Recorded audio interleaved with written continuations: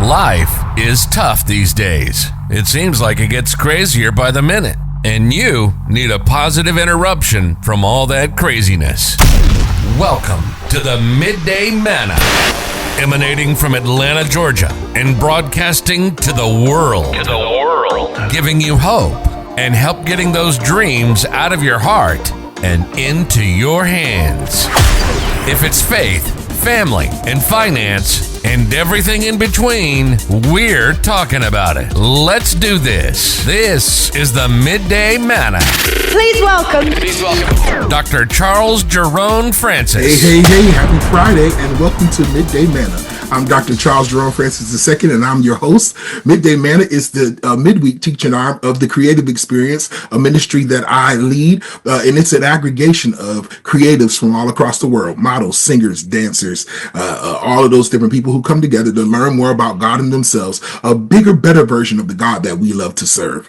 All right, and so I'm so glad you decided to join me for this 15-minute pick-me-up right in the middle of your day. I'm on Wednesdays and Fridays for this right here, Midday Manna, at 12 noon, and then for the conclusion of the whole matter on Sunday mornings at 9 a.m. for Grits and Glory. You should check us out. It's going to be a great time. I'll be here right on Sunday. It's going to be an amazing time. Anyway, have you gotten my new book? My new book is out. We've been talking about depression and anxiety and all that kind of stuff. And so the new book is called Be Anxious for Nothing. It's an ebook and a workbook to help you through some of the most tumultuous times of your life. We all go through these times where we don't understand, where we're feeling some kind of way. And so that book will help you, give you some logical ways and some spiritual ways to get through the things that you are struggling with and dealing with. Okay. And so I'm not going to waste much time this morning. I'm going to go right into it. As I said, we've been talking about depression, oppression, stress, and anxiety, all those different things. And so there is this one thing that I want to tackle today. One of the things that's always bothered me is when I would challenge a person about them not being reciprocal to what I'm bringing to the table. And their answer would be, I didn't ask you for that. Anybody ever experienced that? Where a person says to you, you're saying, I did this and I did that, and I just want you to reciprocate. And they say, but I didn't ask you for that. And sometimes it can be quite hurtful. It can be a piercing to your very core. That's what happened to me quite a bit. People would say to me, I didn't ask you for that. After they had eaten it up, spent it up, received every bit of any perk that they could get from me, then they would say to me, I didn't ask you for that. And I would be so upset at them. One day, God challenged me, and he said, the only person that you could be upset with is yourself. And I was like, God, that's not fair. That's not fair. That's not fair. They shouldn't receive this from me if they don't want this from me, and blah, blah, blah, blah, blah. And the Lord said, no, it's your fault. He said, stop giving people what they didn't ask for and then charging them for it later. They didn't ask you for it. It's a deficiency within you. Uh-oh. And I had to eat that. God told me, he said, it's a deficiency within you. You want people to remain in certain spaces. So you give them things that they didn't ask for. You oversell, you overtalk, you overgive. I'm being very vulnerable today because somebody needs to hear it.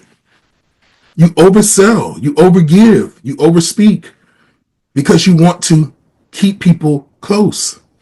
But the truth of the matter is, it will leave you in disappointment because relationships have to be reciprocal. And you have to be able to discern where people should be properly placed. And you can't get upset if you're giving out too much and they don't return it, especially if they didn't ask for it. That's a hard pill to swallow, but I want you to take a moment and eat that up. Stop giving people what they didn't ask for and charging them for it later. One more time. Stop giving people what they didn't ask for and charging them for it later. The truth of the matter is we give out so much of ourselves when we should be keeping ourselves to work on ourselves. It's okay to see about you. I had learned that I was putting everybody else before myself. You see, I have been trained to be a leader, a pastor since my birth. My grandmother trained me since my birth to lead people. And so I thought in leading people that I had to always put others before myself. I spent my whole life putting everybody before me. Okay. And then once I started getting older, I started feeling some kind of way because I didn't have enough for me, which sent me into a space of depression, compression, oppression, stress, anxiety. Okay. Because I was always trying to give out to others, never keeping anything for me. It's imperative that we keep something for ourselves. Sometimes we're so busy loving other people that we stop loving ourselves. Folks, in this Midday Manna today, I want you to take a moment and figure out where the deficiency is. And you will find out that the deficiency is not necessarily with other people.